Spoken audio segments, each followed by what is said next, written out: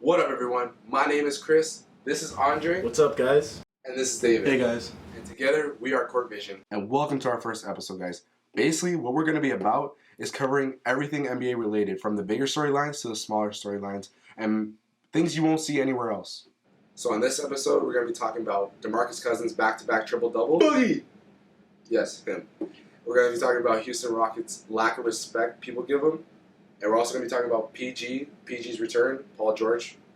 And also we're going to talk about the Heat, whether they're done or not. So DeMarcus Cousins, April 1st, April 3rd, had back-to-back triple-doubles. What does this mean about him? You know, is he the best big man? Is he just on a bad team? What does this mean for his future? I think that he is the best big man. I think that with Marc Gasol, they're both like 1A, 1B for me, but I think DeMarcus Cousins offensively just has that extra edge over him. I think if he had what Memphis has, like if DeMarcus Cousins was in Memphis, I think we would say about DeMarcus Cousins being definitively the best center. Yeah, that's right. He doesn't really have a lot of help back there because who is he at his point guard now? It's not Darren Carlson anymore, is it? Or is it still Darren Carlson? No, he's hurt. Yeah, he's hurt. Yeah. Wow. Like I really don't even keep track of the Kings anymore, just because it's just a bad team. It's a bad team in general right now. Horrible franchise. In my opinion, I think DeMarcus Cousins is the best big man in the NBA. Not only does he give you the post-ups down low, but he also has a facelift game.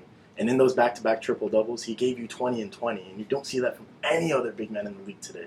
The only problem with that is that he plays for an awful team. Plays for a shit team. Yeah, Sacramento hasn't done anything in years, and this is the reason why DeMarcus Cousins is sometimes left out of the conversation. I agree with you so much on what you had to say about DeMarcus Cousins. He's such a great player, but he plays for such a shit team, man. Like, they don't have anything around him. You have Nick Stauskas and Ben McLemore at the two-guard position, man. And Nick Stauskas is one a shooter, and Ben McLemore is one an attacker, a slasher. You got to separate those two guys. Those two guys have great potential, and I can only see Nick Stauskas right now benefiting DeMarcus Cousins at this point in his career because, like, Ben McLemore isn't going to give you that much shots, and DeMarcus Cousins needs to own that paint. He needs to have that own section to himself. I think that it's not Ben McLemore's fault. I think it's how the systems around DeMarcus Cousins. Rudy Gay is not a three-point shooter. Ben McLemore clearly not a three-point shooter. Ray McCallum's not a three-point shooter. Derek Williams just a dunker. I mean, you have to rebuild it like the 09 to 2010 Orlando Magics, the way how they filled Dwight Howard with just a bunch of shooters. Dwight Howard looked like the man. He looked like Superman with a bunch of shooters around him. And that's why if you have DeMarcus Cousins like that, he'll look like Superman too. Especially if he's passing out those other teams. Exactly. So we all agree DeMarcus Cousins is probably the best big man right now. He just plays for a really, really, really bad team with ownership that gets involved a little too much, I like to think. So let's keep it in the West. Let's talk about Houston. I think a lot of people don't give Houston a lot of credit that they deserve right now because they do have James Harden, but they're second in the West, and they've had a lot of injuries. I'm sleeping on them still.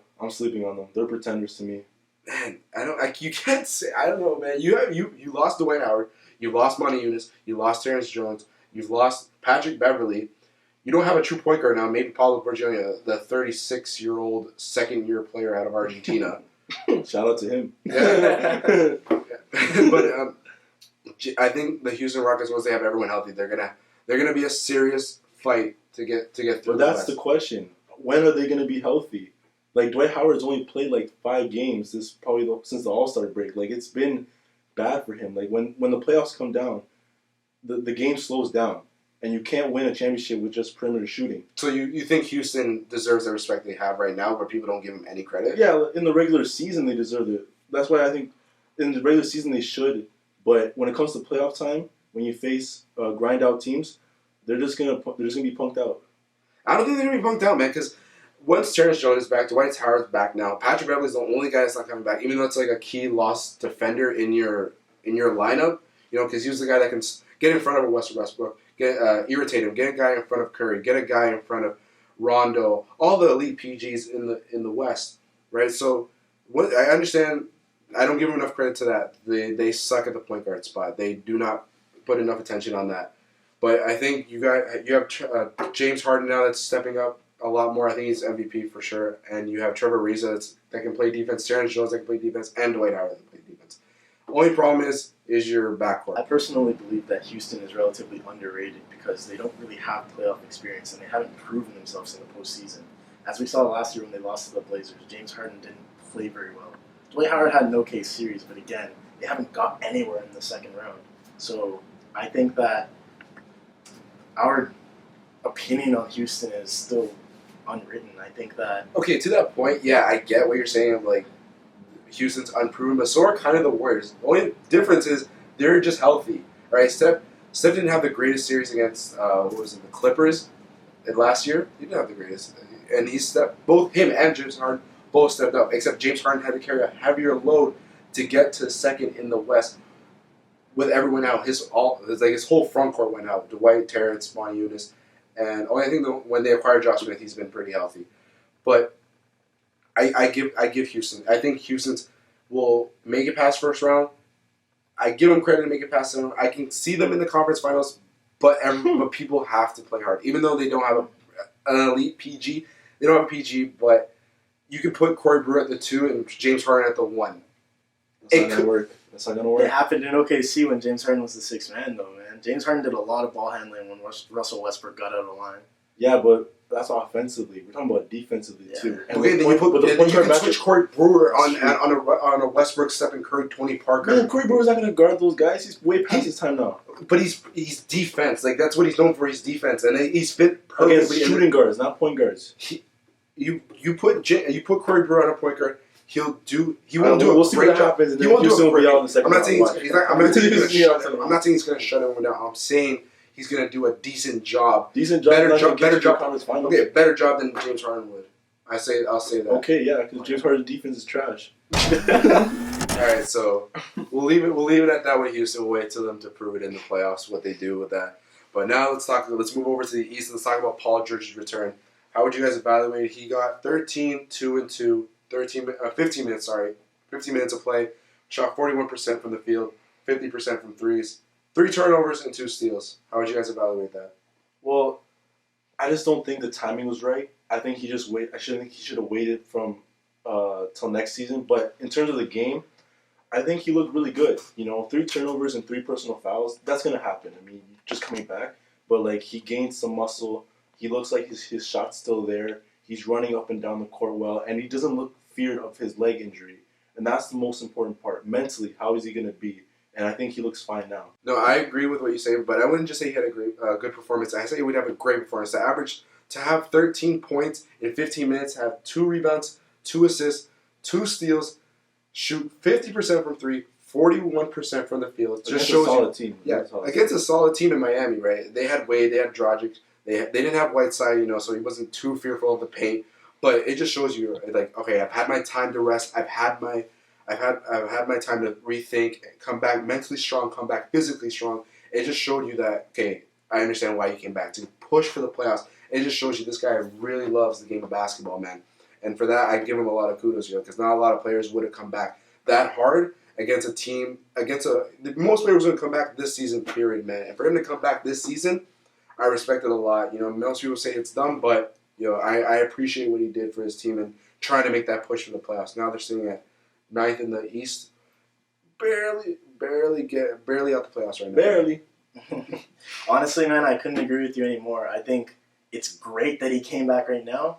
I wish he could have came back a little bit earlier, but it's amazing to see the heart that this guy has after such a horrific injury. Yeah, it made the wait worth it, to be honest with you. And to not be afraid to come back when his team needs him after watching all season how they played relatively well considering. I think Frank Vogel is a great coach, but Paul George knows my team needs me, and if I can do anything to help, here I am. And I think that's amazing that he came back and did that in his first game. Yeah, that's a sign of a true leader, man. It's my team needs me to make this. We all want the playoffs. To lose Lance Stevenson, to lose him, and it's just I know my team's struggling. I need to give these guys a sense of resilience, and we can do this. We're still a blue collar team. We're a team that went to the Eastern Conference Finals twice. So it's just I'm happy he's back. The NBA needed it, and I'm excited he's back. He played really well. All right, so let's talk about the flip side of that game. Miami Heat losing, finding themselves 10th in the East, game behind Boston, game and a half behind Brooklyn. Where do you guys see Miami Heat finishing? Are they out the playoffs, or do they make the playoffs? Man, I personally think that Miami finds a way to get into this postseason, man. There's no way that my guy D-Wade takes this lightly and doesn't see his team finding a spot 8th or higher, man. we all know that D-Wade is a shell of his former self, but, man, this guy's will alone will push the Heat through somehow these last 5 games, man. I can't see them missing the playoffs, man. After all they've been through a lot of injuries this year, but they've kept afloat relatively on the bubble in the East from 6 to 8 this whole time. But we all know that this team has talent, man. This team has experience. Yeah. I can't see them sitting out the playoffs this year. Well, I can't see them not making the playoffs, and the reason why is that they have no chemistry with the starting 5. Dang's been injured, UD's been injured, Whiteside's been injured, Wade has definitely been injured. And Dragic is new. Because Dragic is new. And they're inexperienced because it's just Wade. Bosh is out. LeBron is out, of course. Ray Allen, Mike Miller, all these guys, you know. So it's a new system, and it's just coming too fast for them, you know. If they had a little more time, they would make the playoffs. But with just a couple more games left, I think they're out of it, man. Dwayne Wade is not Dwayne Wade. If it was Dwayne Wade, they would probably make the playoffs. My take on it is just, I see Miami's schedule, I see Indiana's schedule, I see Boston's schedule, and I see Brooklyn's schedule. And for me, Miami has like the easier schedule between Indiana and Boston. So for them, I can see Boston losing to Cleveland twice and Toronto. I can see Indiana losing to Memphis. I can see them losing to, who else do they play? Don't they play Washington as well? They play Washington as well. I can see them both having those 2 losses. And I can see Miami winning against Philly and Charlotte. So that puts them 2 games above, closer to the 8th seed and 7th seed. So that would put them in there. That's the only reason. That's the only scenario I can see happening for them. You know, even though I see D-Wade's always kind of getting hurt with his knees, Whiteside out. That's the only credit I give to the Heat, that their schedule is relatively easier than the rest of them. I hear you. Do you think that we get that dream matchup at 2-7 with the Cavs playing Miami? I would love to see that, man. I think everyone would love to see that, just because of the relationship between Wade and LeBron. You know, it's just it's gonna be such an emotional series if that happens. It'd be great if it did. Yeah, LeBron returning down to South Beach. All right, so since we wrapped up our today's show's topics, one part in each show we ask our cameraman, or actually our cameraman asks us one question from the NBA, whether it's a week ago, 2 weeks ago, a month ago, and we have to answer it. Whether we know a little bit about it, a lot about it, whether we look stupid, whether we stutter, this is just one take from it. So ask away. All right. The raw and uncut question of the day is, if you could pick any one player that could have a breakout season next season, who would it be? Any player that you would wish to have a breakout season? I think it's Andrew Wiggins. And I understand he's a rookie and all, but like every month he's stepping up. Each month he's stepping up by numbers. And I think that when it comes to his sophomore season, he's going to finally understand, finally get the 82 season. You know, he's going to come back stronger, faster, and just have a better IQ for the game. I'm still trying to think of mine. Like, I agree with that. Like, that's a good choice. But to me, I don't want to pick a rookie. I think I would have to go. If I were to answer this right now, I'd probably say, I'm sorry, man. Your name is hard to say. Giannis Antetokounmpo, whatever your name is. Antetokounmpo. But yo, like, We got you, fam. We got you. I think that's how you say it. I hope so. But dude, like, I expect him to have a breakout season, man. Now that he knows that Milwaukee can actually play good ball, I think Jason Kidd's a solid coach, and I expect this guy to do wonders, like, as his career progresses. He's still so young, man. And this guy, the Greek freak, man, like, he's one of those few guys that is versatile enough to get 5 in every stat. Like, there's not a lot of guys like that in the league, and I think that the 2015 to 2016 season could be his breakout year, where he shows everyone what he can do. Honestly, I think I'm going to have to go a rookie. I think I have to go Nikola Mirotic. Even though he's kind of having a good season, he's from European ball, I would want him to have a bigger season than he's having now. I want him to be a starter, you know, and who would you bench on that squad between Powell and Joakim? But that guy can actually play the 3, so I think he could replace Mike Dunleavy, and I would want him to play a lot more minutes and be in that starter role, because Doug McDermott never got any minutes, and that's because he got hurt, but Nikola Mirotic actually stepped up and actually got put in that rookie of the year conversation. So for him to be play all 82 games, start all 82 games, I would want him to have a breakout season. So I guess that wraps up our show for today, guys. Thank you for tuning in. And be sure to watch next week because we will be adding one segment with Life Comes at You Fast with Andre. So be sure to tune in, guys. And also we will be doing weekly challenges when around playoffs start. So be sure to tune in. Thanks, guys, for tuning in. Peace. Do.